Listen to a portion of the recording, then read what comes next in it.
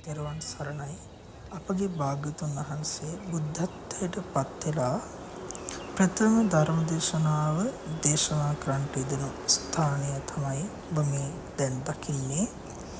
මේ ස්ථානය නමින් හඳුන්වන්නේ බරණැස් නුවර ඉසිපතන මිගදාය කියන විහාරස්ථානයේ නමින්. භාග්‍යතුන් වහන්සේ පස්වග තවුසන් උදෙසා තමයි ධම්සක් පැවතුම් සූත්‍රය ප්‍රථම වරට දේශනා කරන්නට යෙදුනේ මේ ස්ථානයේදී. මේ දකින්නේ අපගේ අශෝක ධර්මාශෝක රජුරුවන් විසින් ඉදිකරන්නට යෙදුණු අශෝක ස්තම්භය. අශෝක ස්තම්භය කියලා කියන්නේ භාග්‍යතුන් වහන්සේ වැඩ හිටියා කියන සලකුණු ඇති කරන්නට තමයි මේ ස්තම්භය රජතුමා විසින් ඉදිකරන්නට යෙදුනේ. ඔබ මේ දකින්නේ අපගේ භාග්‍යතුන් වහන්සේ ඉසිපතන විහාරස්ථානයේදී වැඩ සිටිය මූලගන්ධ කුටිය. මෙම කුටිය හැඳින්වෙන්නේ මූලගන්ධ කියන නමින්. බුදුරජාණන් වහන්සේ ධර්ම දේශනා කරපු ධම්සභා මණ්ඩපයේ හෙවත් පංචායතන ටෙම්පල් කියන ස්ථානයයි මේ. කියලා පංචායතන මන්දිර පංචායතන ටෙම්පල් කියන්නේ හේතුව තමයි මේ ස්ථානය. ආසන පහක් පේන්න තියෙනවා නේද? මැද ලොකු ආසනයක් තියෙනවා. ඒ ආසනයේ මුළු හතරට සම්බන්ධව තවත් ආසන හතරක් තියෙනවා. ඒ නිසා මෙතන හඳුන්වනවා ආසන පහේ පන්සල කියලා. මේ ස්ථානයේ භාග්‍යවතුන් වහන්සේ ධර්ම දේශනා කරන තෝරාගත්ත ස්ථානය. මෙතන වැදගත් වෙන ප්‍රධාන හේතු දෙකක් තියෙනවා. පළවෙනි හේතුව තමයි බුදු සසුනේ 6 වෙනි මහරහතන් වහන්සේ පැවිදි වෙන්නේ මහරහත් භාවයට පත් වෙන්නේ මේ ස්ථානයේදී. ඒ තමයි යස මහරහතන් වහන්සේගේ පැවිදි පින්කම සිද්ධ වෙන්නේ මෙතනදී.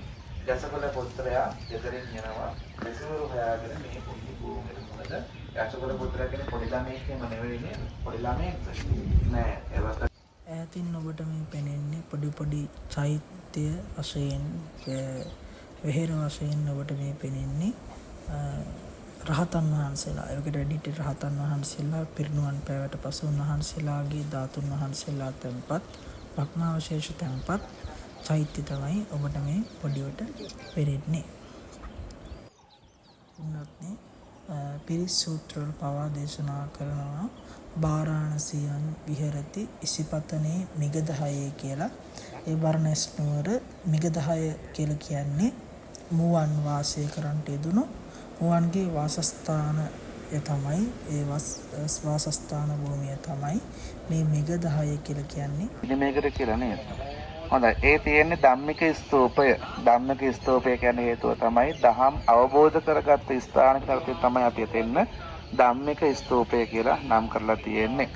භාගතුන් වහන්සේ පස්වක තවුසන්ට අවස්ථා කිහිපයකදීම ධම්සක් පවතුම් සූත්‍ර දේශනා කරලා කවුරුවත්ම රහත් උනේ නැහැ. සෝවාන් ඵලයට විතරයි පත් උනේ. මේ නිසා භාගතුන් වහන්සේ මේ පස් දිනකට දේශනා කරනවා රූප වේදනා සංඥා සංකාර විඥාන කියන පංච උපාදානස්කන්ධයේ තියෙන අනිත්‍ය දුක්ඛ අනාත්ම කියන ත්‍රිලක්ෂණ ධර්මයේ දේශනා කරන ප්‍රශ්න කරනවා බුදුහාමුදුරුවෝ මේ පස් දෙනාගෙන් රූපය නිට්ටයද අනිත්‍යද මේකට උත්තර දෙනවා රූපය අනිත්‍යයි. ඊට පස්සේ අහනවා රූපය අනිත්‍යයි නම් දුකයිද සැපයිද මේකට උත්තර දෙනවා දුක් සහගතයි. ඊට පස්සේ අහනවා රූපය අනිත්‍යයි නම් දුක් සහගතයි නම් තමන්ගේ කියලා තමන්ගේ ආත්මසාර වශයෙන් ගන්න පුළුවන් දෙක විදිහට පවත්වාගෙන යන්න පුළුවන්.